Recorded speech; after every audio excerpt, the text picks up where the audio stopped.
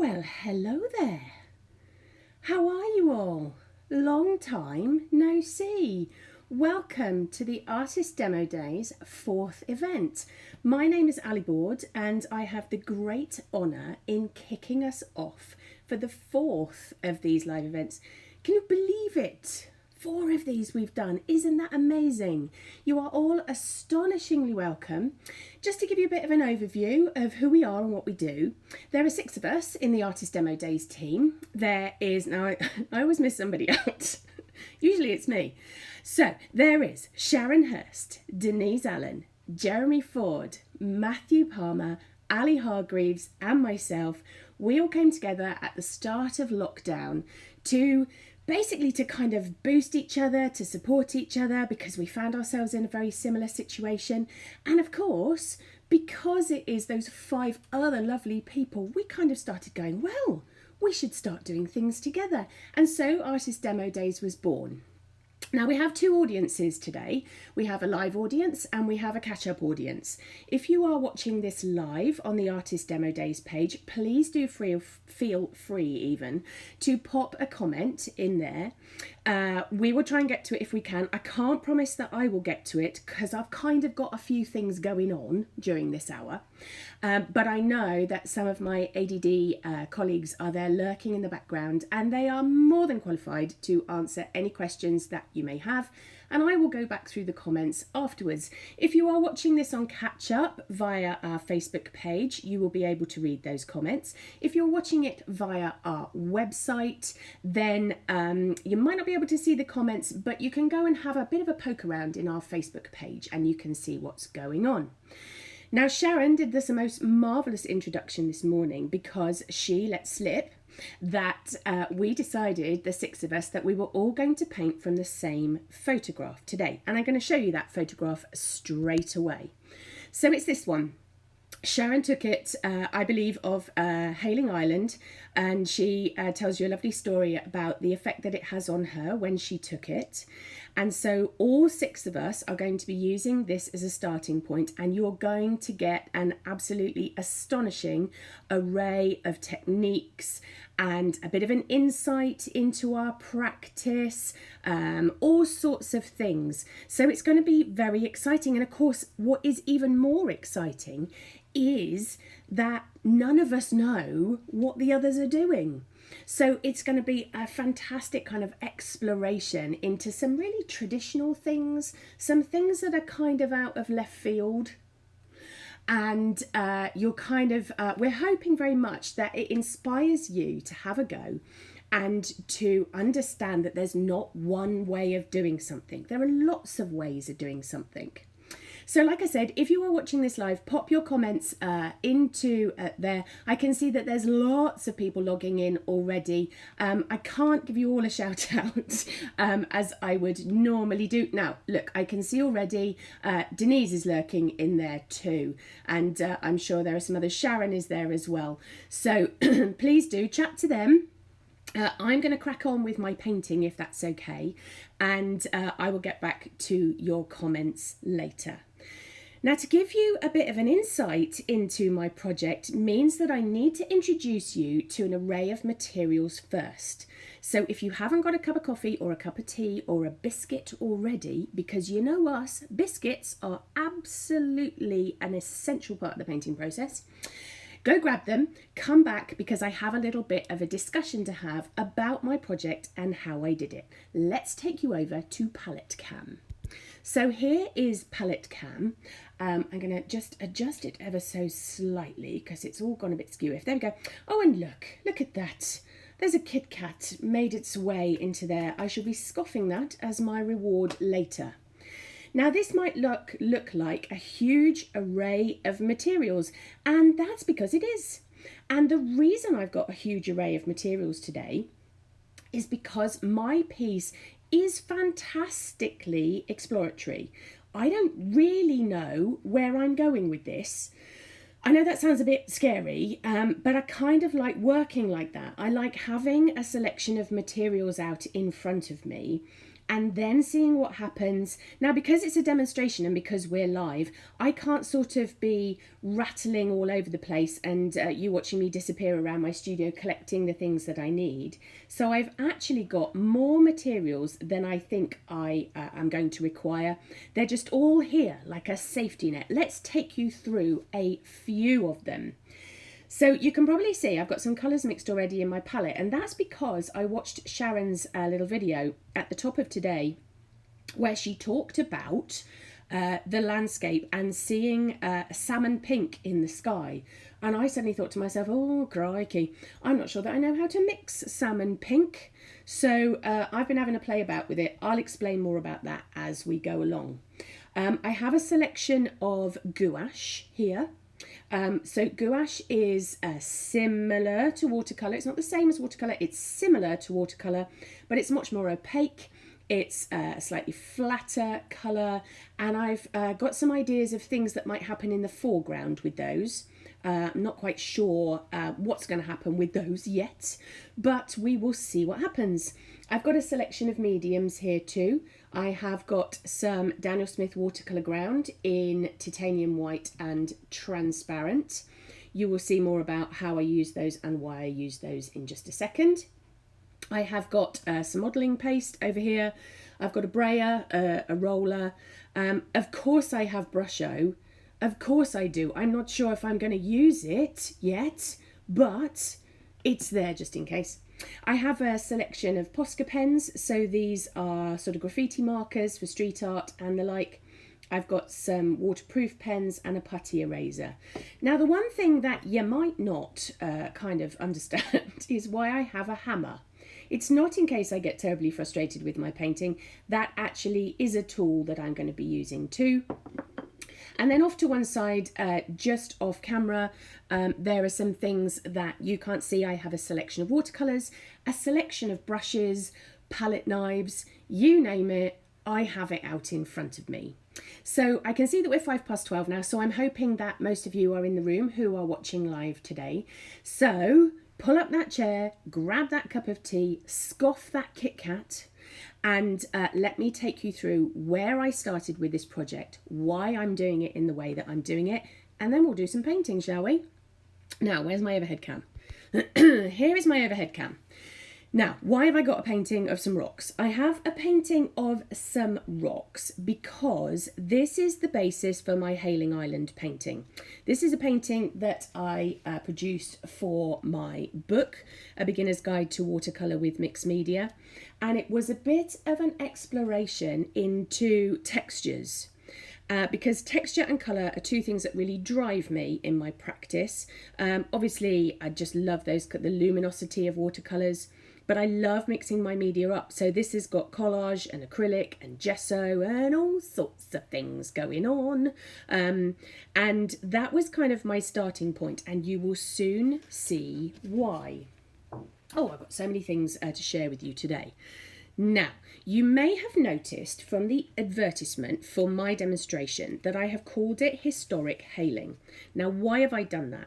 I have done that because I struggle to paint cold from a photograph. Now, don't get me wrong.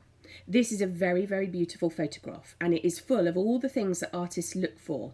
It has a beautiful sunset. It has some lovely kind of cold, misty shapes. It has an incredible landscape in the foreground, and you've got those amazing textures, haven't you? Don't get me wrong. It's not that that wasn't an inspiration. It is just that I did not take that photograph. I don't really know Hayling Island, which is shameful, and people are going to tell me off. I understand that. Even though it's just down, well, not down the road, but it is on the south coast. It's not as if it's far away. But I haven't been there, and I haven't found a connection to it. So how was I going to get a connection to this place to paint this landscape? Now, if you know my work, you may know that I have a huge interest in history, family history, maps, ephemera, collage, all of those kind of things. And that is usually my starting point. So being a bit of a copyright nerd as well, I went and did a bit of homework as to maps that I could use, that things that I might find a connection with, and I found this book. on the British Library website. And this is called A Guide to Hayling Island. It was published, in 1892 by a gentleman called Harry Richard Trigg. And in the front of it was this map of Hayling Island. I did my research on the copyright and discovered that it was available for me to use. So then I turned to my technology. Now I understand, I get it, that you don't all like the technology and you don't all like kind of playing about with stuff. But this project is a bit different for us. We're not so much thinking about how you guys are going to paint it. We are hoping that in seeing the work that we have done as a starting point, the processes that we go through will inspire you to follow the same route. So for me, this was a little bit indulgent, but very much a kind of how can I interpret this picture so that it looks like something I will do. So I started with the map. I then played about with it on my computer. I edited bits and pieces out of it. I then did what seems like a really clever thing, but it really isn't. I stuck a piece of tissue paper to a piece of copier paper, and I pushed it down like that. That's what the braille was for. I pushed it down onto my bit of carrier paper, fed it through my printer so that when I peeled off, let's see if I can do that again. When I peeled off the tissue paper, what I then have was that Hayling Island map on a piece of lace tissue. Doesn't matter what you printed on, it can be anything. And then I could tear it up and I could use it for some collage material. So that was my first starting point. My second starting point was to play about with the composition of the picture. So let's just show you that photograph again. So obviously the sun needs to feature, obviously the sky needs to feature, but I was actually interested in the texture in the bottom right hand corner. So I again shifted it around, played about with it a little bit and shifted the focus so that the texture was really something that I kind of was using as a focal point. Then, bear with me, I'm nearly there, I promise. Then I drew out various elements onto tracing paper so that I could play jigsaw puzzles with them and move them around and overlay them and see how they fit. So I had that as well. Oh my goodness me. I will get there, I promise. Now, here's where, this is my favourite part of any kind of project. This is just so much fun. This is real kind of indicative of the kind of work that I do, about how I interpret various elements of a painting, all of those kind of things. So, this is a piece of Two Rivers watercolour paper. I don't use it terribly often, but I do use it for projects like this because it has an incredible decal edge, and the decal edge is the bit where it's made in a mould and those fibres of the watercolour paper are just left remaining. I've stuck it down to the board, but I'll lift it up. It is also incredibly thick. Why is it incredibly thick? You will see in a moment why it's incredibly thick. I stuck it down, and I did ever so slightly cheat in the sticking down because I used a spray glue because I couldn't be bothered to stick it down with proper glue. So I used a spray glue, stuck it down to my watercolour paper, and then here comes the textures. So I had my Daniel Smith watercolour ground, which I applied in two different ways. I have a palette knife. This is my favourite palette knife in the whole world. It is more like a razor blade now than it is a palette knife because I've used it so much. And where I wanted to smudge out the edges of the map, I used white watercolour ground to feed it over the top. And where I wanted elements of the map to show through, I used the transparent watercolour ground over the top. And I've created all sorts of textures, and I haven't just gone over the map. I've got it all up here, and I've got loads of it down the bottom to kind of create all of those really kind of interesting textures that I love so much. Then I let it dry fairly fully. I am not the most patient of painters, so I did give it a bit of a blast with a heat gun. And then another one of my favourite textures, and I am going to have to unstick this because you're going to need to see it in close-up. When I was doing my research in the book which Harry Trigg wrote, I was looking at bits of text that I could use, because another source, a huge source of inspiration for me, is text, is prose, is all sorts of things that I can include to kind of link together elements of collage and the painting themselves. And in that book, I spent a lovely few hours reading through that very beautiful book. Let's show it to you again, just in case you've only just joined us. In that book, I was flicking through the pages and I found a quote. And it was something that the author had written about his observations of Hayling Island. And it was really this that started to unlock this project for me. So the quote is, "We may permit the eye to rest upon the beautiful turf, which above the sand and shingle of the beach extends from east to west." And I really liked that. That really evocative language made me understand that view that Sharon was so inspired by. So there was my link. That was the thing that kind of pulled it all together. And I wanted to include that text.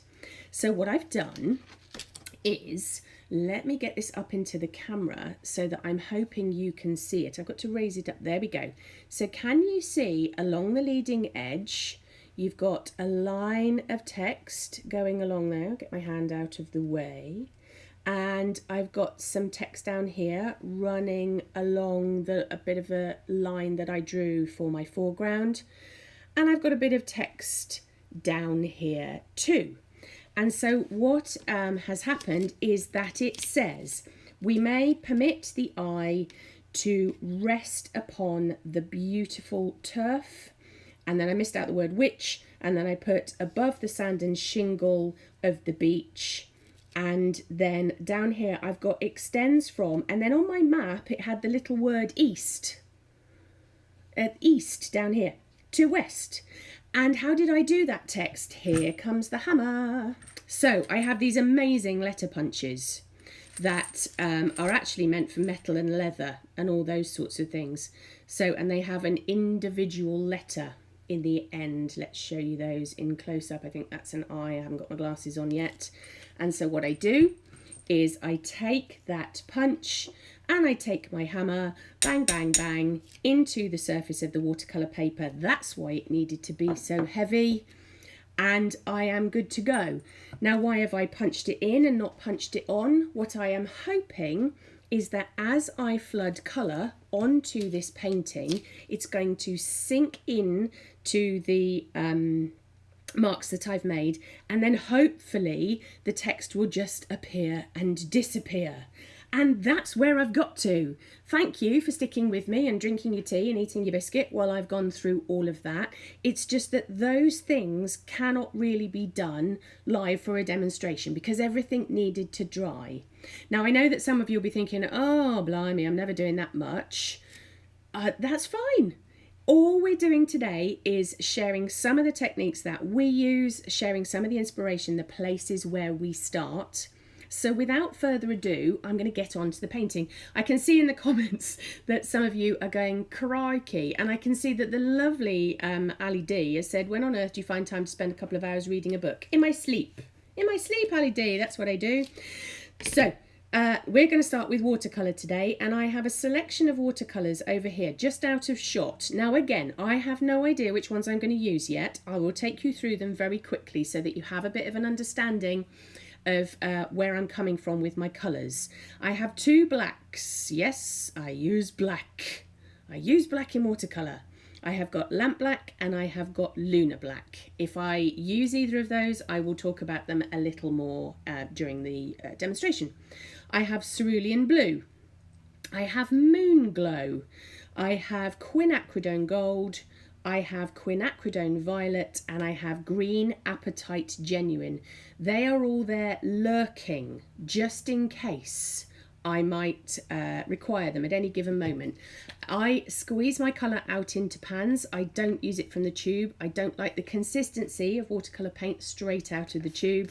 I prefer to squeeze it out into the pans, let it dry off, and then it is the perfect consistency when I have resprayed it. And I'm going to start with the sky. Now, my actual painting technique for how I'm going to tackle this isn't going to change an awful lot. I'm going to do a Vignette Sky. I'm going to throw the paint at it. I'm going to put my, I was going to say the moon then. It's not the moon, is it, Ali? Goodness me. The sun in, all of those kind of things. But of course, because I have a different watercolour paper, because I have different textures, all of those kind of things, I'm hoping that it's going to react really differently. So I've got the photograph up on my desktop in front of me, and I can see, let's show you. I can see that we've got a cerulean, that salmon pink colour, and a very kind of vivid sunsetty yellow in the middle. I don't know how mine is going to manifest itself, but we will get cracking. We'll throw some colour at it and we'll see what happens. It's a big steep learning curve. I mean, it's probably not the best idea in the world to paint something that you've never painted before live on social media, but hey, let's give it a go. So I have my SAA Imitation Sable brushes. You know that they are my brush of choice. This is a size 10. This is my cerulean paint. This is Daniel Smith. But the success of my painting is not reliant on the brand of my colour. It's just that those are the colours that I prefer. Oh, I need to stop talking. So first thing I am going to do is swipe some of this cerulean on into that wet area that my spray bottle has created. I'm going to take it right up to the edge, which is not something I normally do. Why am I doing that? Because the edges of my piece of paper are just as interesting as the main surface for me today. Where else is some of that blue? Let's do some of that up here. I can take it into those little bits of collage that you might have seen poking up above the paper. Can bring that down. Now we've got, so at the moment it looks like a sunny day. Into that I am going to put, down near the horizon, I'm going to put some moon glow. Now there's been much discussion about moon glow over the variety of Artist Demo Days demonstrations. It is one of my favourites. It's not just because it's violet, it's more because it is a lovely soft violet that kind of gives a very different atmosphere to a painting. And that's one of the reasons that I like it. I'm going to get super brave with it up here in this corner so that I get a kind of dusky colour going on. And then into that, I'm going to drop some of this colour that I prepared earlier. Now, what did I have over here? I had some zinc white gouache mixed with quinacridone violet. And I had that colour mixed in with whatever that yellow is. Primary yellow in gouache too, because Sharon was talking about that sort of salmon pinky colour. So over here, now I know that it's going to cover some areas. I understand that. Going to put some of it up into that blue, and now you can see it sort of change the dynamic of the picture really quite quickly. But I'm also going to drop some of the pink in there too. So I got all sorts of things going on. And then whilst that is still on the damp side, I'm going to take my kitchen roll. I'm going to concertina it up a little bit, and I'm going to pull that colour down across my piece of paper. Now lots of things are happening. Lots of things are happening in front of my very eyes.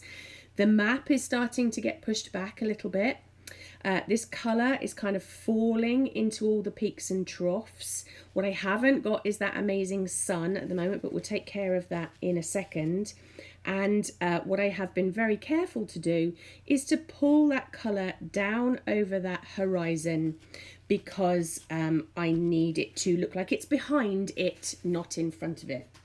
Now, one thing I need to, oh, Ali H is there. Hello, Ali, my lovely. I know you've got a ridiculously busy day. But and Matthew's there too. Aren't you all sweet for tuning in? I've just got to give this a quick dry. Just bear with me a second. This is the time to go and grab another Kit Kat if that's what takes your fancy. 2 seconds. I'm going to lift it up ever so slightly to heat it too. This is a very thick piece of watercolour paper, so it is going to take all of these layers and take them very well. I can see that my colour is drying back perhaps a little bit further than I would like it to, but that's all part of the process. What I do want to do is make sure this area is a little drier, because this is the area I want to work on next. If I had oodles of time, I would probably dry that a lot more, but I don't, so I won't. And then let's just wrestle our piece of paper so that it doesn't bend too much. I tend to find, particularly with this Two Rivers paper, that if I stick it down and I restrict it a bit too much, then it starts to kind of rise up, which I definitely don't want. Now over here in my palette, I've got a bit of mixing to do. So I have some of that primary yellow already. I want to have some zinc white. My beautifully laid out set of materials is now disappeared. I've got some permanent white as well, so that's whiter than the zinc white. And is that all I want for the time being? Because I think I can use my watercolours with the rest of it. And what I'll try and do is I'll try and have my palette in my left hand so that you can see what I'm doing and what I'm thinking. Now, I need to think about this sun. That primary yellow on its own, way too bright. Way too bright at the moment. So into it, I'm going to put some zinc white. Why am I putting zinc white and not permanent white? I'm putting zinc white in because zinc white is a mixing white and you'll get a paler shade of something, unlike permanent white where you'll get a pastel shade of something.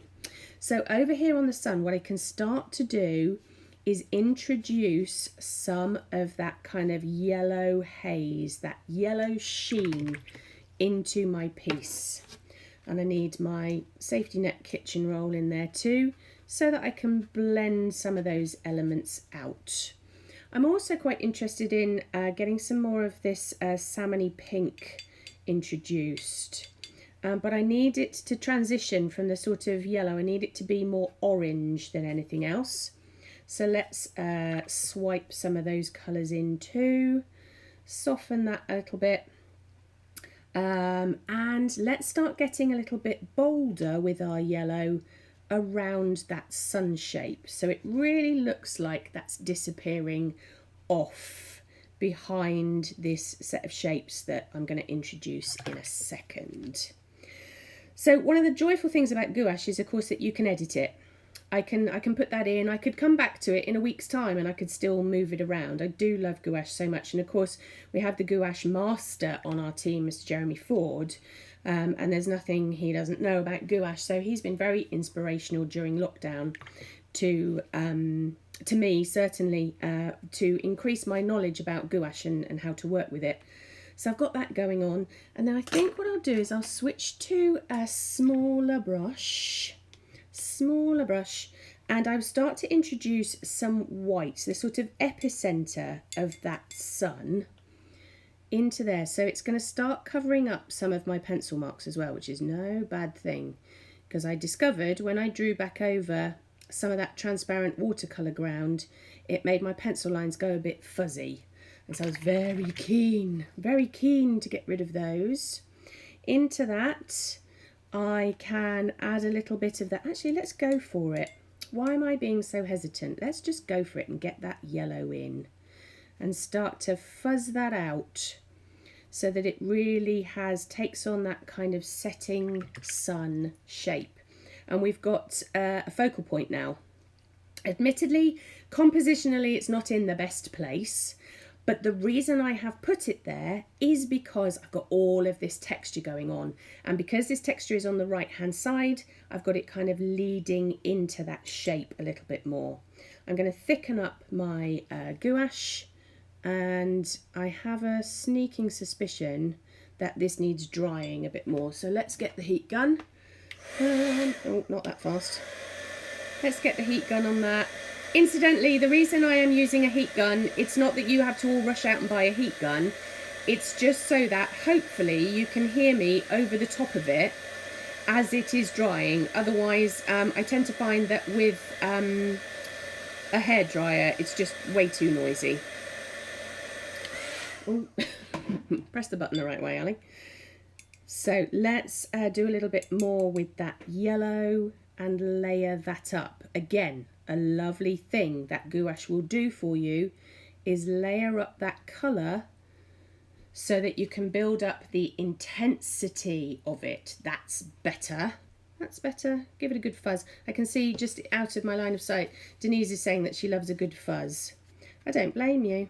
What's better on a Friday morning than to have a good fuzz? Right, that is much better. So now, is this dry? Maybe not as much as I would like it to be. I'm going to give the horizon line a bit of a blast.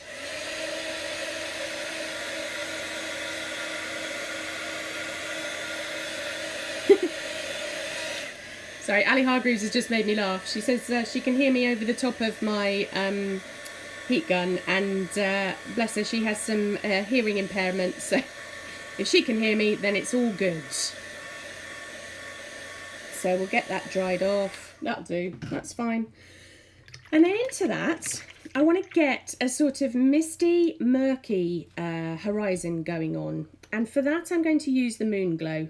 As you can see, I don't tend to mix on a palette, gouache aside.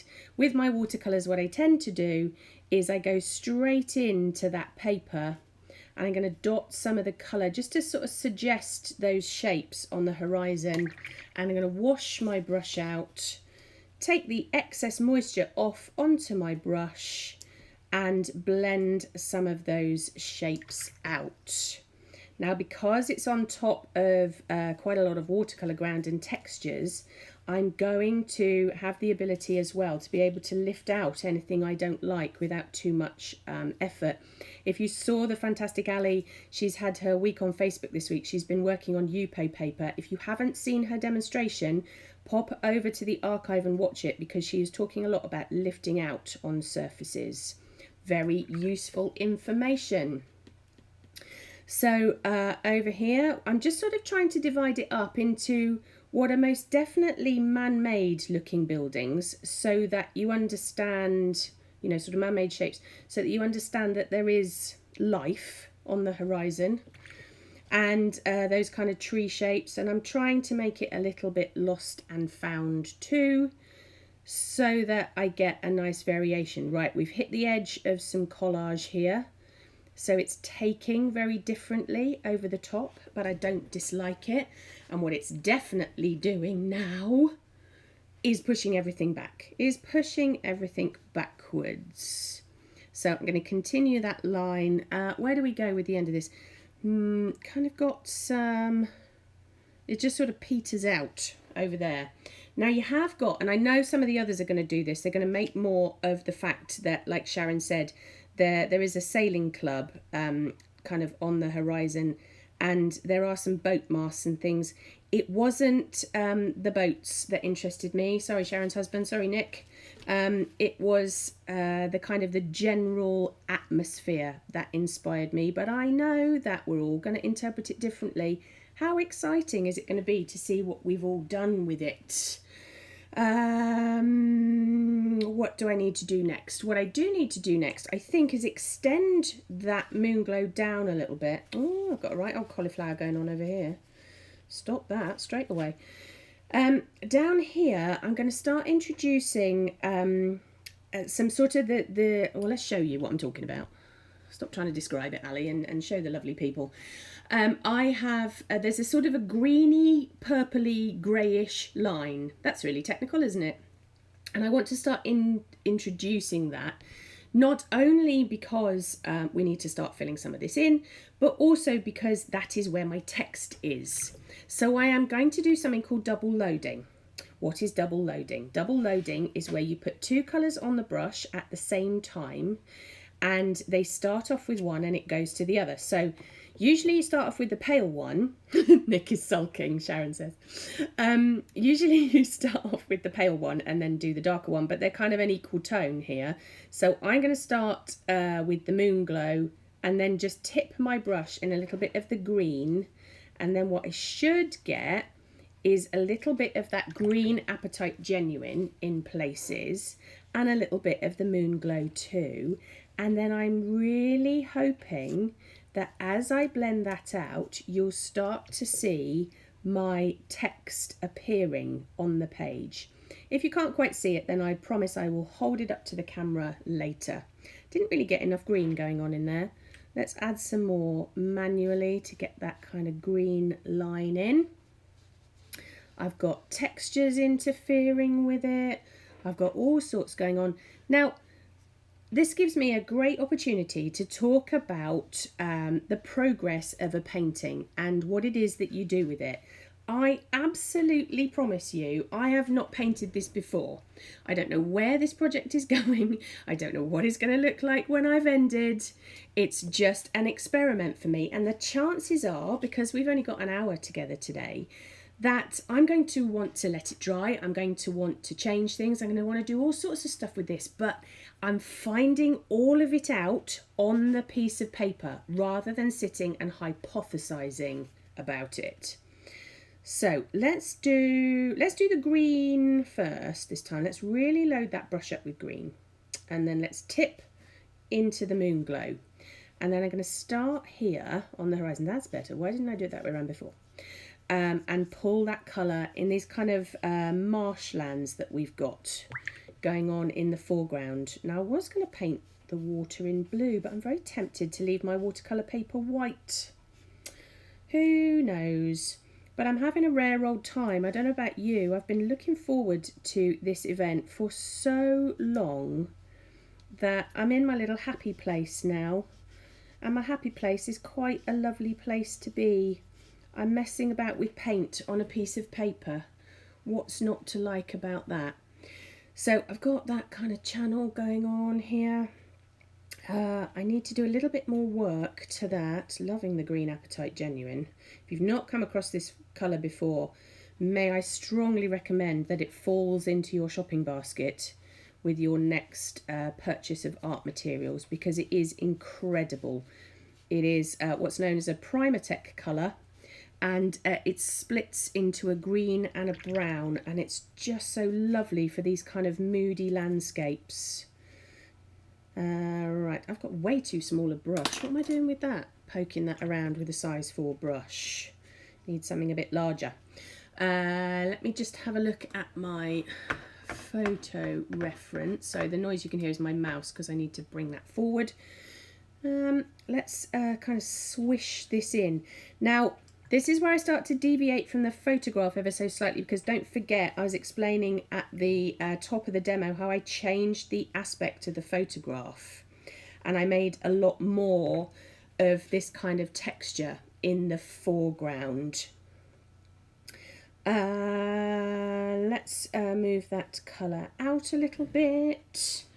Okay, that's all right for the time being, and it's pushing that matte back, which I'm thrilled about.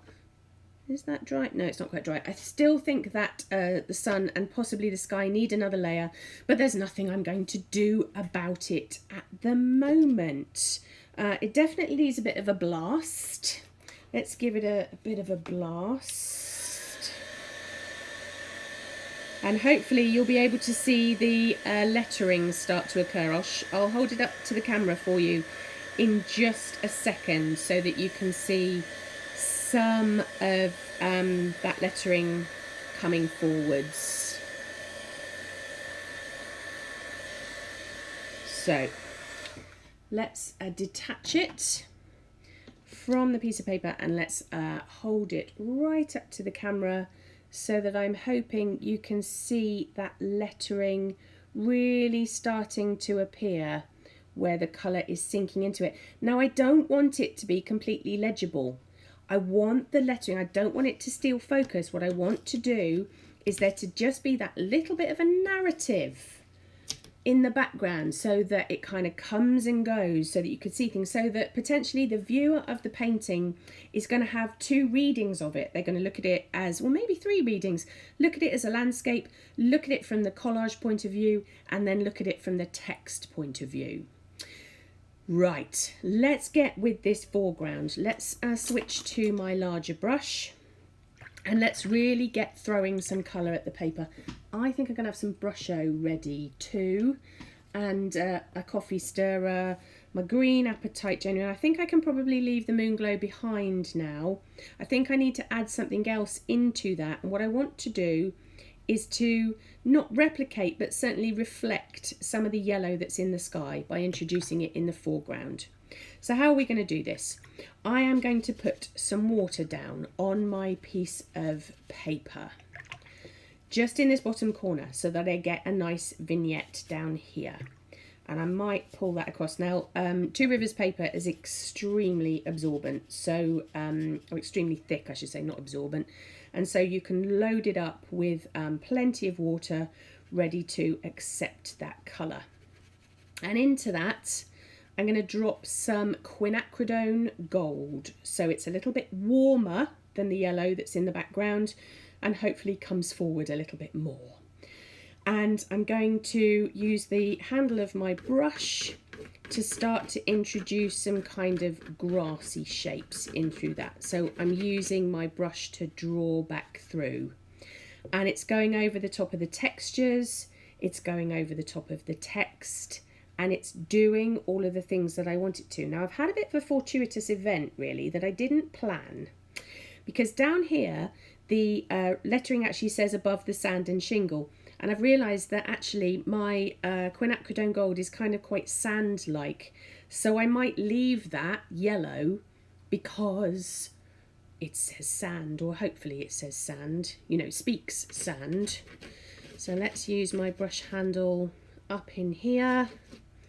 A little bit more of it perhaps over on this side, falling into the textures, doing all sorts of interesting things, also running down the side of my collage, which you'd think I'd hate, but I don't dislike it. If you could see my desk, I've got water going everywhere, there's stuff everywhere, there's paint flying, and I am having the most incredible time. Because I think sometimes we get too prissy about it, don't we? We kind of go, oh, it must look like this, it must look like this, and we forget that there's a joy that needs to happen. I don't want to be that person that says find your joy, because I'm definitely not that kind of person. But you definitely want to be enjoying your painting. You don't want it to be a labour. It should, if it's too laborious, then it will show on your piece of paper. It will show that you've kind of not really had fun or enjoyed yourself too much. So you might as well stick the brush handle back in the paint and enjoy what's happening. Now, into that, I am going to do a little bit of rag rolling just to kind of mop some stuff up. And then when it's maybe not quite so wet, I'm going to introduce some Brusho. And it wouldn't be my painting, would it, if it didn't have a bit of Brusho in it? So what is Brusho? Brusho is a powdered ink. Ali Hargreaves did the most incredible fuchsia in her week this week. I do encourage that you go and watch it onto Yupo paper. She explains what it is and how to use it very well, and uses it very differently from me. But that's why you're all here, isn't it? To see how the six of us interpret things. I like to use a coffee stirrer. And what I do is I mix those particles together with my coffee stirrer. It's not something you should do over the top of your painting, can I just point that out? I'm going to put the pot to one side. I'm going to take my coffee stirrer, and then I'm going to very lightly, where I want there to be quite a bit of texture, I'm going to tap in some of the Brusho. Maybe take it a little bit further along as well. And what you should get is, you should be able to see, I'm hoping you can in the camera, is that texture really starting to occur. I don't want to interfere with it too much because I love that sprinkled quality, but I am going to use my brush to make my grassy textured shapes back into it.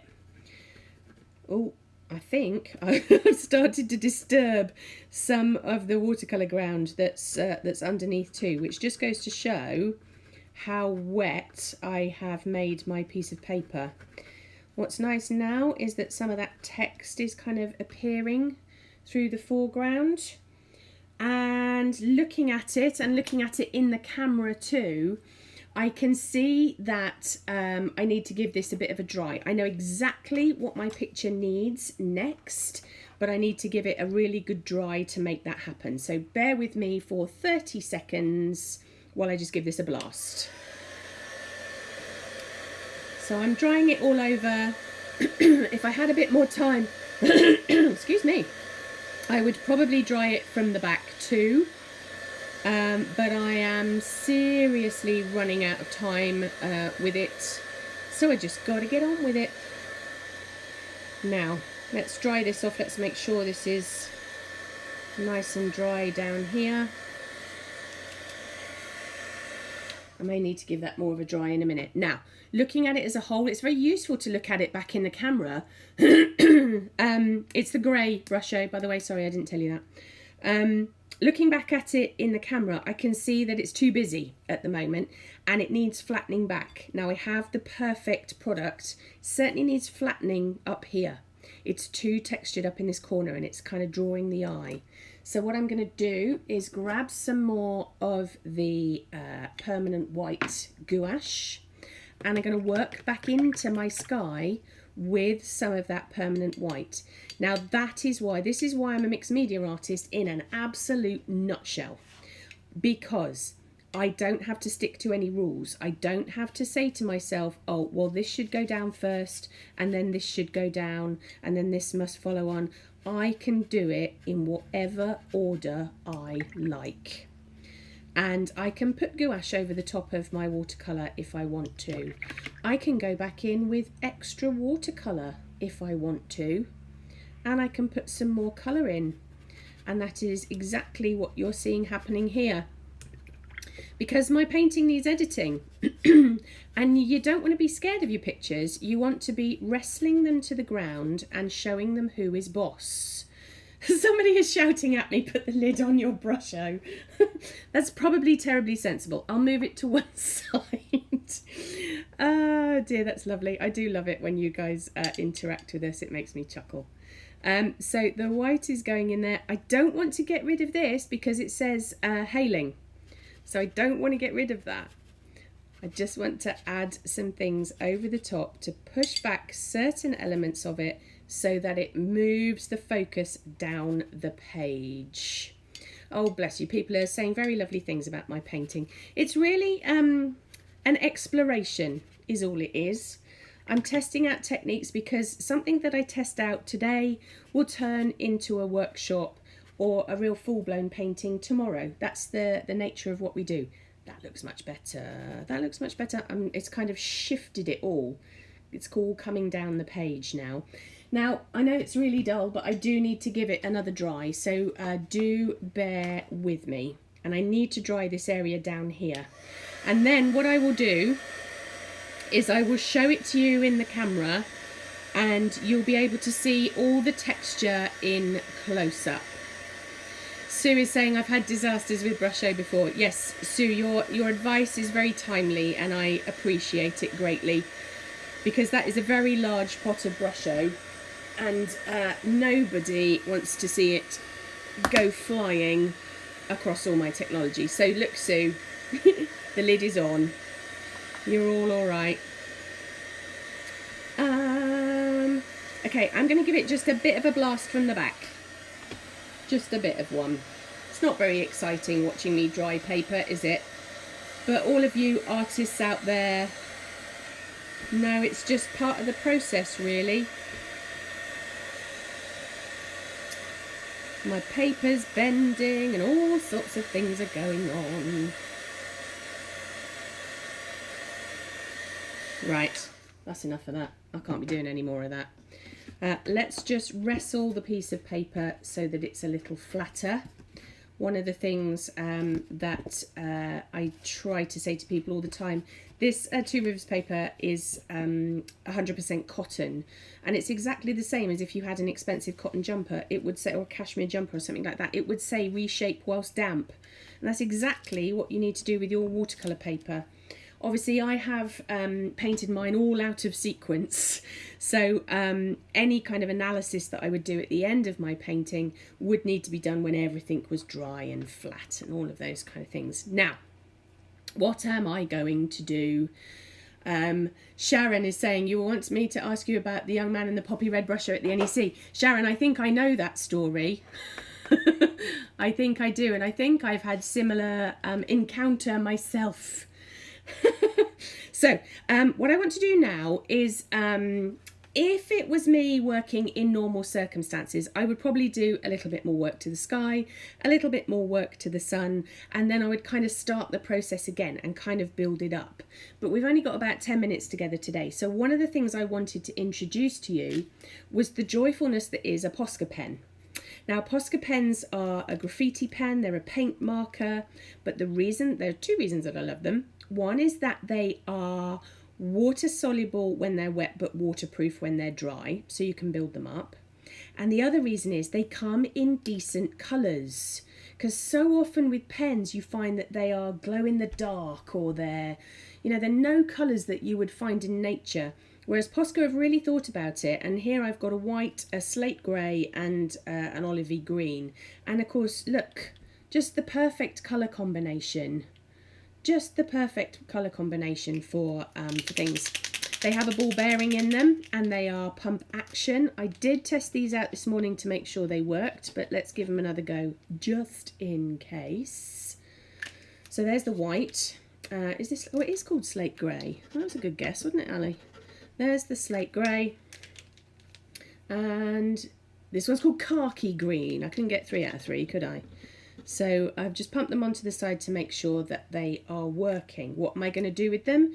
I'm going to work back into my picture to add some detail in that kind of textural foliage. And I can draw with them. I can take I've got too many things in my hand. I can take a damp brush to them, and I can extend the colour, blend it out, soften it, blend it into, that's too small a brush, what was I thinking, into some of those other areas. And what I'm hoping is that this will start to bring some of these shapes into the foreground. So we've got a bit of that green going on in there. And again, I'm not going to do all of it for you today. I'm just going to show you elements of where my kind of painting started and the thought process that I had. Now, what's going on down here? There's all sorts of things going on down here, most of which kind of crisscross over each other. I want to bring this bank of grasses and foliage and all those kind of things right into the foreground. To soften those, I can give them a bit of a spray with the spray bottle too.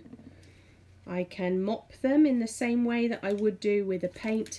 This is why I love these pens with every fibre of my being. They fit in with my mixed media ethos really quite well, because they're just a sort of paint extension for me, really. So we can get all of that in. I kind of want the foreground to look messy, and I think I've definitely achieved that. I definitely think I have.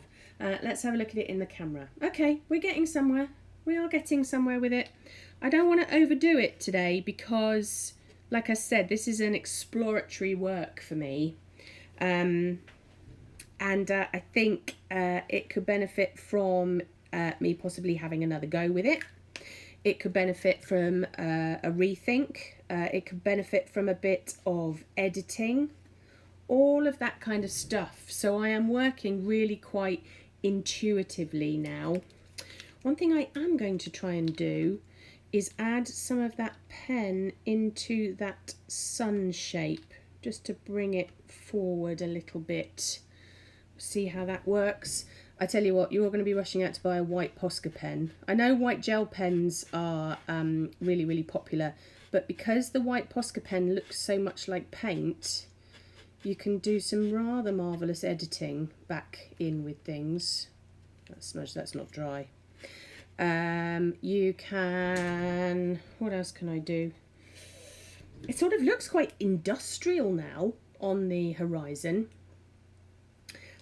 Someone is asking, thank you Sharon, is asking about Posca pens. Yes, as you probably know, this gives me a really good opportunity to talk about the SAA. You may know all of us from our various demonstrations that we do with the SAA, and we are very fortunate that they support us and the whole Artist Demo Days team together, and have been great at really kind of backing us up for various things. They have a wealth of art materials and a wealth of art materials knowledge in their catalogues and through the other artists that write for them and demonstrate them. And this is the perfect kind of pen really to buy from them, because it's so multifunctional. Gloria is asking, will Posca work on acrylic? Yes, it will. It'll work on anything. It works on metal, glass, plastic, you name it, it will go over the top of it.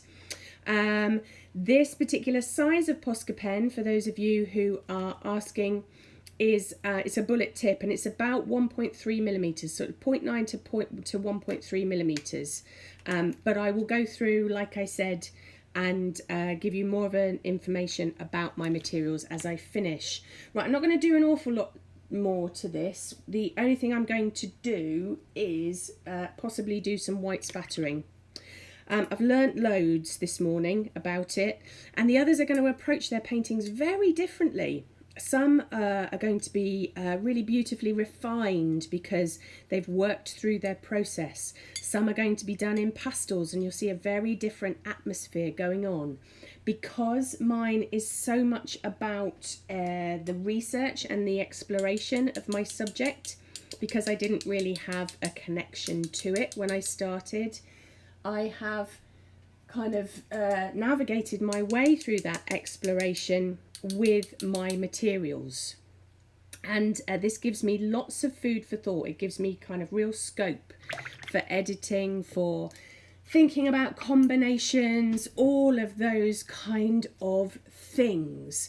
So for the time being, and because we are nearly at the end of our time together today, I'm going to leave it at that. What I am going to do, just briefly, is hold it up to the camera for you so that you can see some of that texture that's going on, so that you can see some of the text, to see the way the watercolor has kind of taken on the paper. Let's see if I can get it. I've just got to move it ever so slightly because I've got all sorts of wires and cables and things going over the top of my head that you can't see. You can see all that texture in the bottom corner. So there we have the first one of the 6 of us going today. That wasn't scary at all to go first, was it? My interpretation of Sharon's beautiful picture, using her photograph as inspiration and the work of Harry Trigg and his A Guide to Hayling Island as my collage materials. I get to look at you again now and I'm all warm. It's very warm in here now, being under all these lights and all these cameras and all the rest of it. I really hope that you've enjoyed that. I hope, the thing that I hope you take away from it is not necessarily the finished painting, but more of the experience of how you can research something, of how you can put something together, about how it doesn't have to just be, there's the photograph, now I'm going to paint it, which of course is a valid process, but you can push it further than that. You can use it as a jumping off point for experimenting. You can ask yourself questions that you answer on paper so that you can go, I wonder if this goes with this. Because that's exactly what I've done today. Now, even though this is a part of a process that I have done before, I've not worked with that particular collage paper on that particular watercolour paper. I've not used this particular reference material, all of those kind of things. So please, if you take anything away from my demonstration today, then take away from it the fact that there are no rules. If there are rules, you're allowed to break them, that you should be enjoying your process, having fun. We all need fun at the moment. And you know what? That is what the Artist Demo Days team has done for me through this extraordinary of times. Those 5 other people are really quite incredible. They're quite inspirational. And look what it's brought us. It brought us all together, made us a right little community. Thank you very much for watching this morning. Thank you if you're watching live. Thank you for all your comments. I will go back through and I will try to answer as many as I can. If you're watching on catch up, pop over to the Facebook page. you'll be able to see all the comments, or leave us a comment on our new website. That is www.artistdemodays.co.uk. If you are interested in supporting us, either as a team or individually, you have no idea what liking our social media, commenting, taking part, even if it's just to kind of send us a wave emoji, we really, really appreciate it. We need to know that you are out there. If you really want to support me, please do pop over to my social media. You'll find me all over social media, Alison Seaboard or Ali Board Artist. I'm on Facebook, Instagram, Twitter. I have my own website, which I'll just pop up for you, which is alisonseaboard-fineart.co.uk. If you're interested in the book, there's so many more of these techniques that you can get from my beginner's guide to watercolour with mixed media.